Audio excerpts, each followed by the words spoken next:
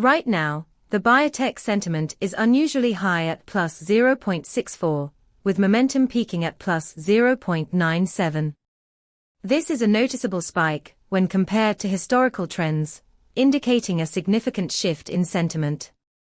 You'll want to dive into this data. Our API captures not just the sentiment score, but also 19 semantic clusters that reveal the underlying themes driving this momentum. For instance, if you're developing a biotech investment strategy, you could leverage this insight to identify specific companies or innovations gaining traction. Our API returns comprehensive sentiment analysis, giving you the tools to act on these insights swiftly. Explore how to integrate this into your projects at pulsebit.lo.jenterprise.com/docs. Don't miss out on these pivotal moments.